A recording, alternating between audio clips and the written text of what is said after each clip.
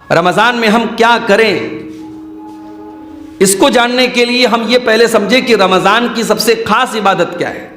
हम जानते हैं कि रमज़ान की सबसे ख़ास इबादत रोज़ा है। रोज़े को अरबी में सौम कहते हैं और सौम के माने भूखा रहना नहीं होता, सौम के माने प्यासा रहना नहीं होता, सौम के माने होते हैं रुक जाना। जितनी चीज़ों से अल्लाह ताला ने आपको रोज़े की हालत में मना किया है, उन तमाम चीज़ों से रुक जाने को रोज़ा कहते हैं, सौम कहते हैं। अच्छा, रोज़े का मकसद क्या है? या अय्युहल्लज़ीना आमनू कुतिबा अलैकुमुस्सियामु कमा कुतिबा अलल्लज़ीना मिन क़ब्लिकुम लअल्लकुम तत्तक़ून। ऐ ईमान वालों, तुम पर रोज़े फ़र्ज़ करार दिए गए हैं। ये रोज़े फ़र्ज़ हैं तुम्हारे ऊपर, रखना ही रखना है, कोई बहाना नहीं चलेगा। बच्चा या बच्ची बालिग हो जाए और जिस्मानी कोई बीमारी ना हो, रोज़ा फ़र्ज़ है। ये बात याद रखिए आप।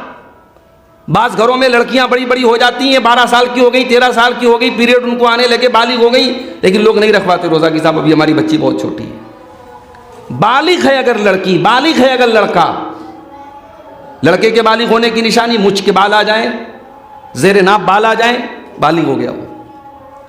लड़की की बुलूगत की निशानी उसके पीरियड शुरू हो जाएं। बालिग है अगर लड़का और लड़की तो उसके ऊपर रोज़ा फ़र्ज़ है। अब ये रोज़ा क्यों फ़र्ज़ किया अल्लाह ने? फरमाया कमा कुतिबा अलल्लज़ीना मिन क़ब्लिकुम। ये रोज़ा कोई नई इबादत नहीं है मुसलमानों। ये मत समझो कि तुम्हारे ऊपर पहली मरतबा रोज़ा फ़र्ज़ हो रहा है, तुमसे पहले की उम्मतों पर भी रोज़ा फ़र्ज़ था। मकसद क्या है? लअल्लकुम तत्तक़ून, ताकि तुम मुत्तकी बन जाओ। रोज़ा हमें मुत्तकी बनाता है।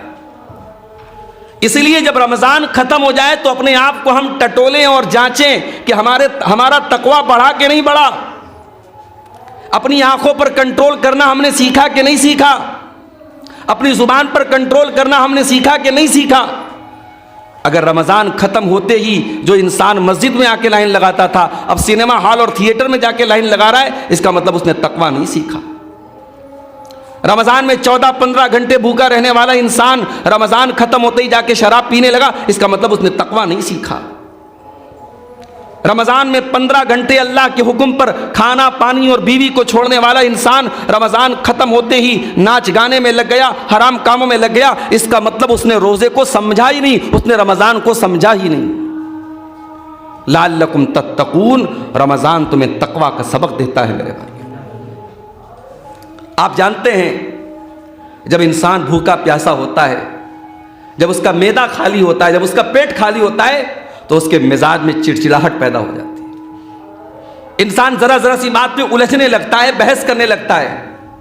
अब यहां पे शरीयत आपको क्या हुक्म दे रही है? आप रोजे की हालत में और ज्यादा अपने आप को बचा के रखिए। अगर आपको कोई गाली दे, आपको कोई बुरा भला कहे, आप भूखे हैं, आपका दिमाग खराब है, आपका टेम्पर हाई हो रहा है, तब भी आपको अपने आप को कंट्रोल करना है। अल्लाह के नबी ने फरमाया, उनमें से जो इंसान रोज़ा रखे फला यरफस वला यसखब, न तो कोई गंदी बात मुंह से निकाले, न शोर शराबा करे, न किसी से लड़ाई करे, न झगड़ा करे। अगर कोई उससे लड़ाई करे तो वो कह दे मैं रोज़ा हूं। इसका मतलब ये हुआ कि रमज़ान का ये दूसरा सबक है। रमज़ान हमें अपने आप को सुधारने का मौका दे रहा है, अपनी तरबियत का मौका दे रहा है, अपने अंदर पाई जाने वाली कमजोरियों को दूर करने का मौका दे रहा है। रमज़ान में तीसरा काम हमें क्या करना है? रमज़ान में हमें तरावी की नमाज पढ़नी है। ये तरावी की नमाज क्या है? ये वही नमाज है जिसे हम तहज्जुद कहते हैं आम दिनों में।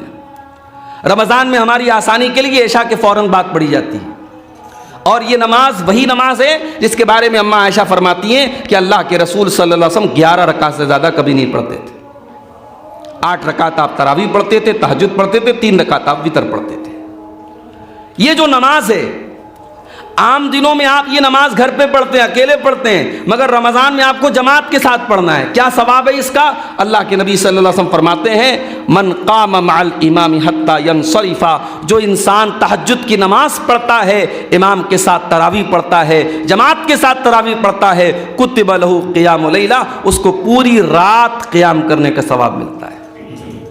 भाई आपने इमाम के साथ तरावी 1 घंटा पढ़ी, आपने आधा घंटा पढ़ी, आपने 1.5 घंटा पढ़ी, लेकिन सवाब कितना मिल रहा है? पूरी रात का सवाब मिलता है। तो तरावी की नमाज हमें पढ़ना है मेरे भाई, मगर माफ कीजिएगा, बहुत सारी जगहों पे हम ये भी देखते हैं। मैं बनारस का रहने वाला हूं, हमारे शहर में बास जगहों पर जो बड़ी बड़ी मार्केट है, जैसे आपके यहाँ ये खिरिया एक मार्केट है, हाजीपुर की एक मार्केट है, तो मार्केट के एरिया में क्या होता है कि लोग 3 दिन तरावी पढ़ते हैं।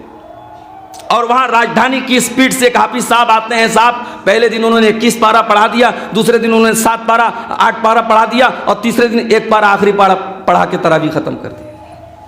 ये तरावी नहीं है, ये तरावी का मजाक है मेरे भाई।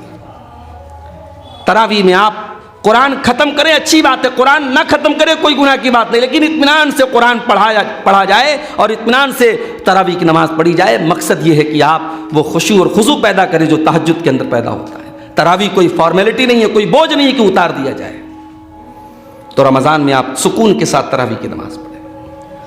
रमजान का एक सबक हमें और मिलता है मेरे भाइयों, इस दुनिया में लाखों करोड़ों ऐसे लोग हैं जो भूखे रहते हैं। अभी आपको मालूम होगा, कल की जो तारीख थी 8 जो है परसों की जो तारीख थी 8 मार्च की तारीख, 8 मार्च की तारीख को पूरी दुनिया में क्या मनाया जाता है? वुमेन्स डे, महिला दिवस।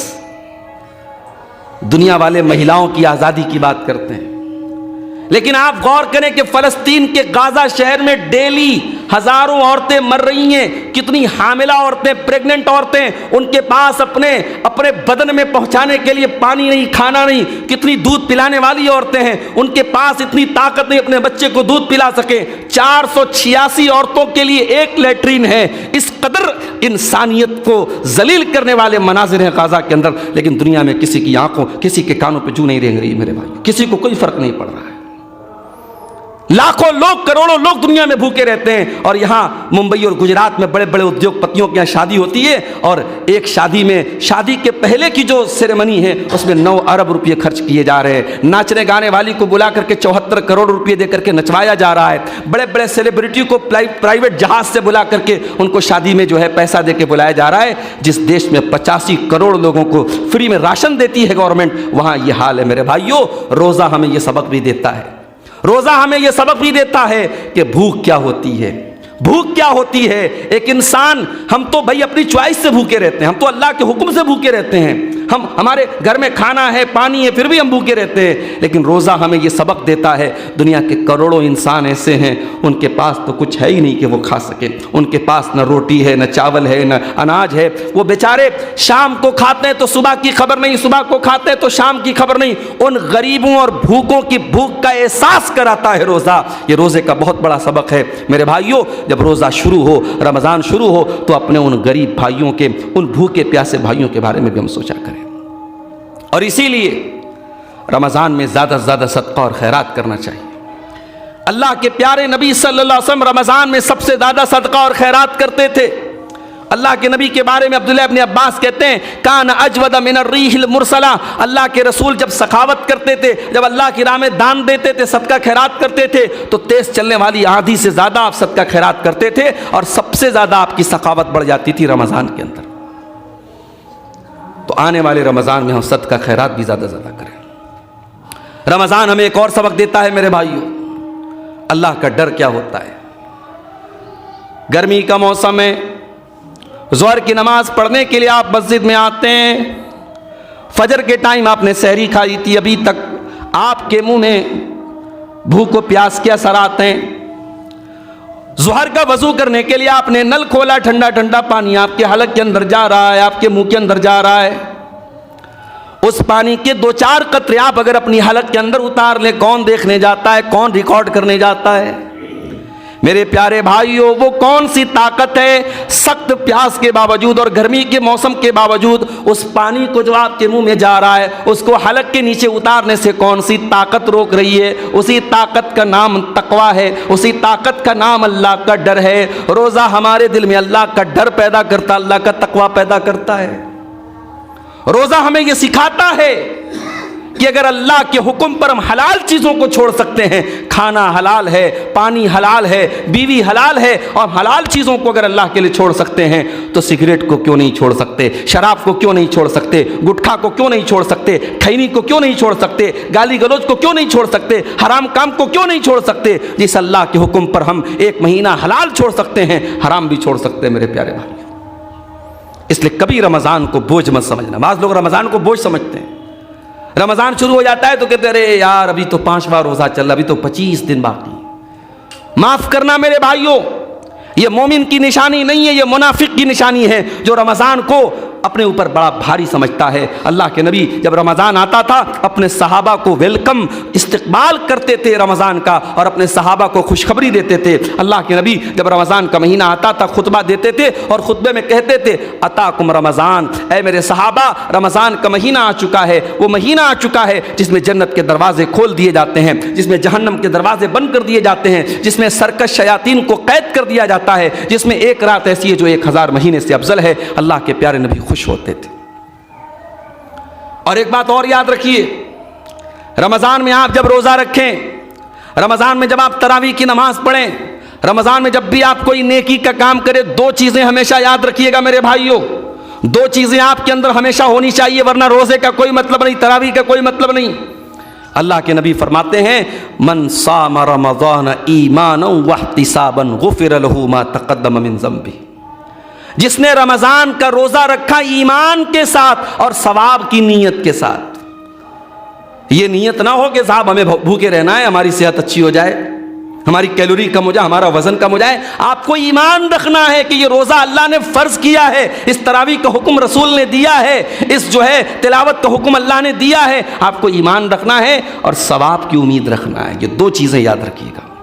अगर ये 2 चीजें हैं, ईमान है और सवाब की उम्मीद है, तो आपको तरावी की नमाज भारी नहीं लगेगी, आपको रोजा भारी नहीं लगेगा, आपको कुरान की तिलावत भारी नहीं लगेगी। रमजान में कुरान कसरत से पढ़ा करो मेरे भाई। रमज़ान कुरान के नुज़ूल का महीना है, इसी महीने की एक मुक़द्दस रात में कुरान उतरा था।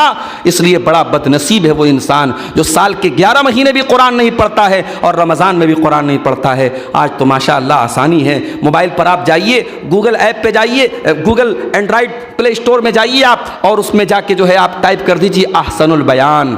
अहसनुल बयान उर्दू की बड़ी अच्छी तफसीर है, ट्रांसलेशन और तर्जमे के साथ, तफसीर के साथ आपके मोबाइल पर आ गई। अब आप कुरान भी पढ़ रहे हैं, साथ में तर्जमा भी पढ़ रहे हैं, साथ में तफसीर भी पढ़ रहे हैं। हाँ, अगर आप तर्जमे के बगैर भी कुरान पढ़ेंगे, सिर्फ कुरान पढ़ेंगे, उसका भी आपको सवाब मिलेगा।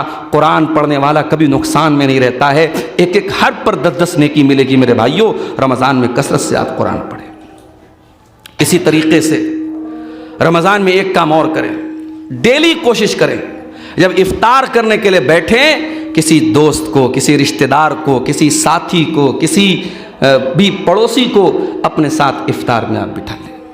इसका क्या सवाब है? अल्लाह के रसूल सल्लल्लाहु अलैहि वसल्लम फरमाते हैं मन फत्तरा साइमन, जिसने किसी रोज़ेदार को इफ्तार कराया, कान लहू मिस्लु अजरि साइम, तो जितना सवाब रोज़ा रखने वाले को मिला उतना इफ्तार कराने वाले को भी मिलेगा, और उसके सवाब में कोई कमी नहीं होगी, उसको पूरा सवाब मिलेगा और उतना ही सवाब आपको भी मिलेगा।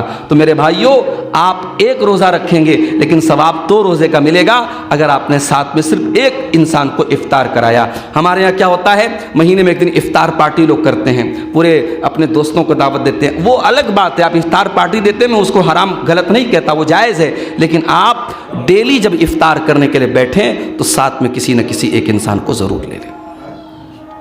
रमज़ान में एक काम हमें आपको और करना है, और वो काम ये है मेरे प्यारे भाइयों कि रमज़ान चेंजिंग का महीना है।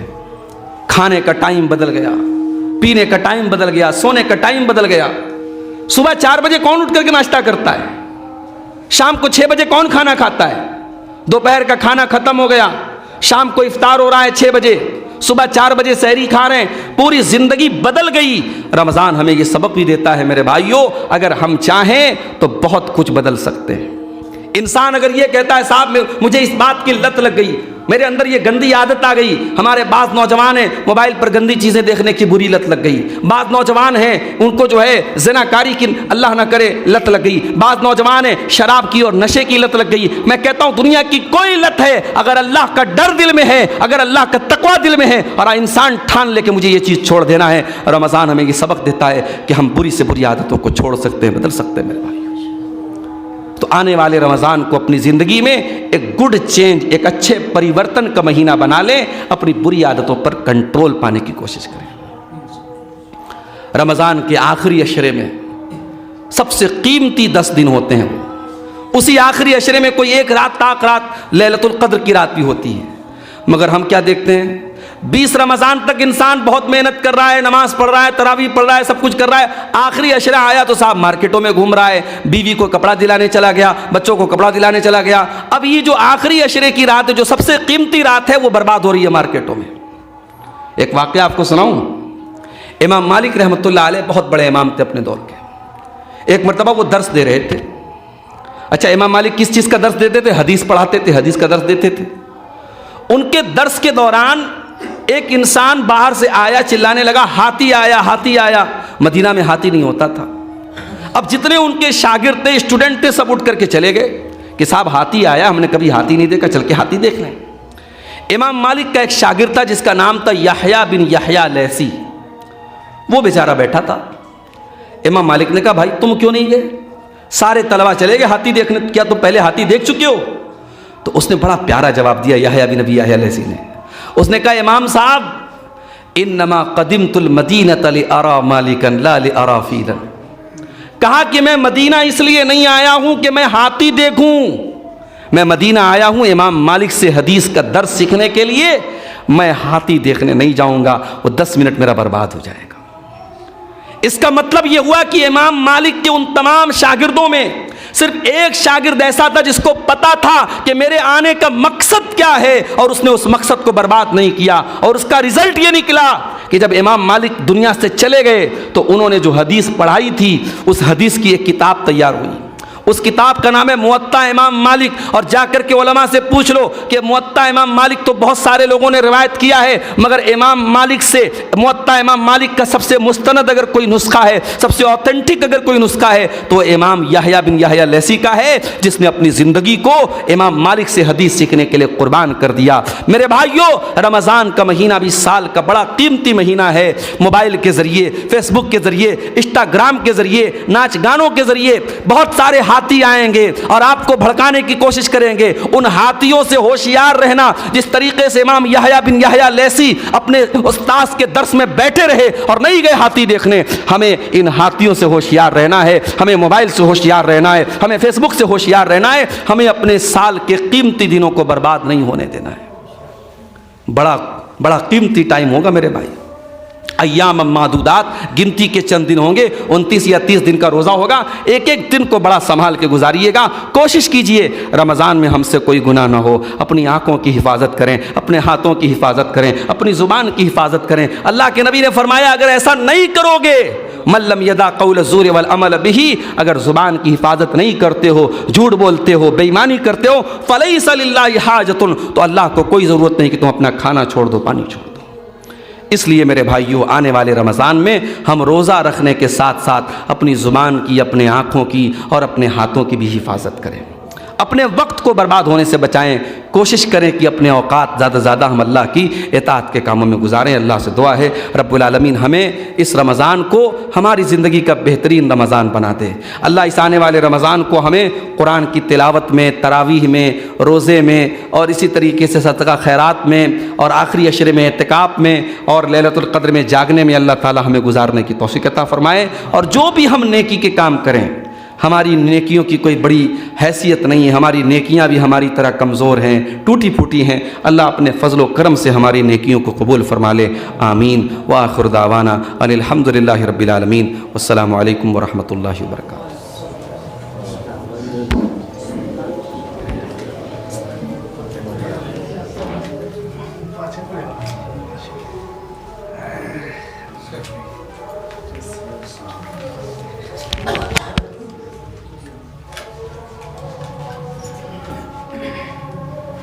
यहाँ उनके दुरूस भी होते हैं। मैं उम्मीद करता हूँ ये छोटी सी मस्जिद इंशाअल्लाह हमारे भाई शेख इसहाक साहब की कोशिशों से और तरक्की करेगी और अजीम शान मस्जिद यहाँ पे इंशाअल्लाह कायम होगी। मेरे भाइयों, मगरिब की नमाज के बाद मुझे एक मुख्तसर सी गुफ्तगू का हुक्म मिला है और जिसका उन्वान है कि हम रमज़ान का इस्तकबाल कैसे करें। हम जानते हैं कि आज शाबान की 27 तारीख़ है, बल्कि मगरिब के बाद हम कह सकते हैं कि 28वीं तारीख़ शुरू हो चुकी है और इस बात की बहुत उम्मीद है कि परसों 29 शाबान जब मुकम्मल हो तो परसों हम रमज़ान का चाँद देख लें और रमज़ान का मुबारक महीना शुरू हो जाए। हम जानते हैं कि रमज़ान का महीना ये कोई आम महीना नहीं है। इस महीने को अल्लाह ताला ने बड़ी फजीलतों से नवाजा है।